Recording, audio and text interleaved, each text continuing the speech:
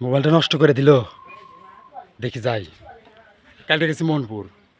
মোবাইলটা কোথাও তো, মোবাইলটা বের করে চলো চলো চলো চলো চলো। তুমি এরকম ফুলে রইছে, মাথা নষ্ট আমার ভালো ফোন।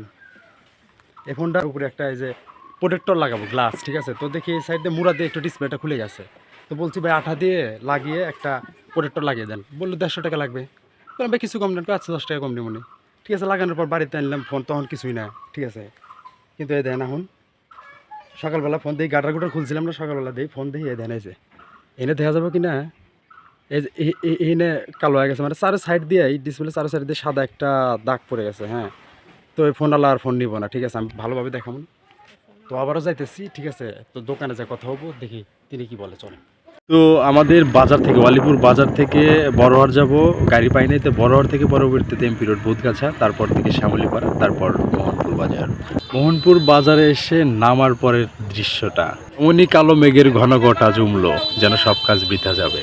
কোনো কিছু তোয়াক্কা না করে, যেহেতু আমি দূর থেকে এসেছি, ক্যামেরাটা ওপেন করে ভিডিও চালু করলাম। পরবর্তীতে ভাবলাম যদি দোকানদার কিছু মনে করে, সেই জন্য আমি মোবাইলটা আমার বুক পকেটে রাখলাম শার্টের। হ্যাঁ, তো চলেন দেখেন, কথা বলি তিনি কি বলে। এই যে ডান পাশের দোকান থেকে আমার নানু ভাইকে সেদিন একটা প্রোটেক্টর এবং পিছনে একটা স্টিকার লাগিয়ে দিয়েছিলাম। দোকানটা হচ্ছে এই যে এখানে। তো আর কথা না বলি সরাসরি আমি এখন দোকানদারের সাথে কথা বলবো, তার রিয়াকশনটা দেখুন। এবং আমি কি বলবো ভাষা খুঁজে পাচ্ছিলাম না। তো দেখুন ভিডিওটি।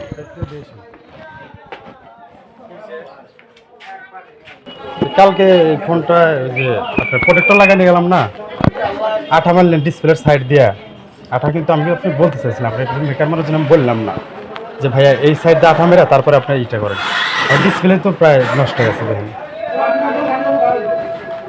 এই আঠা মারার জন্য এটা হয়েছে।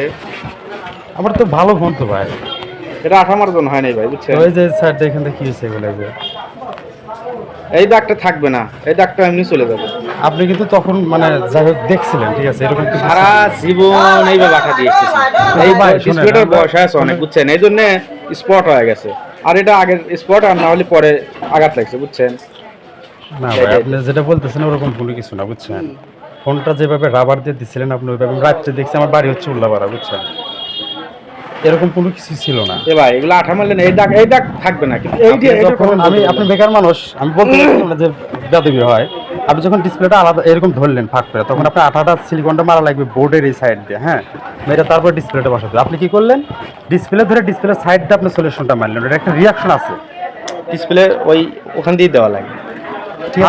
শোনেন, আপনি কিন্তু দেখছেন যখন আপনি স্প্রে করলেন বা এইটা দেখিনি, কিন্তু এইটা ছিল না। এটা ছিল না, মানে কোনোটাই ছিল না আমার একদম। এটা থাকবে না ভাই, বুঝছেন? এটা আঠার একটা, আপনি বললেন রিয়াকশন আছে, আঠার একটা কালার আছে, এমনি আপনি লাইটের ইয়াতি চলে যাবেন, এটা চলে যাবে। কিন্তু এইটা আঘাত লাগুক আর এই যাই হোক এই যা লাগছে, বুঝছেন? এটা থাকবে না। এই হলুদ কালার হচ্ছে, এটা থাকবে না, বুঝছেন? ডিসপ্লেটা বয়স হয়, এই জন্য ওরকম হয়েছে। একজনের ফোন সে বলতেছে যে আমি এই ফোন নিব না, কি একটা অসুবিধা পড়ে গেছে, বুঝছেন? এগুলো ব্যবুঝে কথা।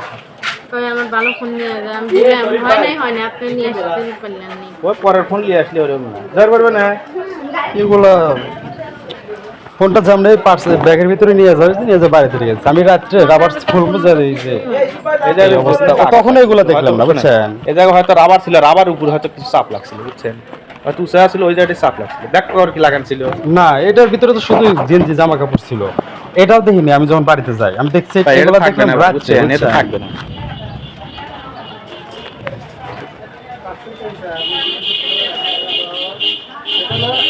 এই যে জিনিসটা একদম আমার, ওটা কোনো বিষয় না ভাই, বুঝছেন? ওইটার আমি কথা বলতে, ওইটা আঘাত লাগছে। তাহলে সম্পূর্ণ মানে আমার কাছ থেকে করছে, তাই না? এখন আমি তো বলতেছি না আপনার কাছ থেকে, কিন্তু ওই মুহূর্তে আমার কাছ থেকে হয়নি। ওই মুহূর্তে আমার কাছ থেকে ছিল না, তখন এরকম ছিল না, বুঝছেন? আমার খেয়াল আছে ওরকম ছিল না মনে হয়, একদম ফ্রেশ ছিল, কোনো বৃষ্টি না। আচ্ছা ঠিক আছে ভাই, অসুবিধা নেই।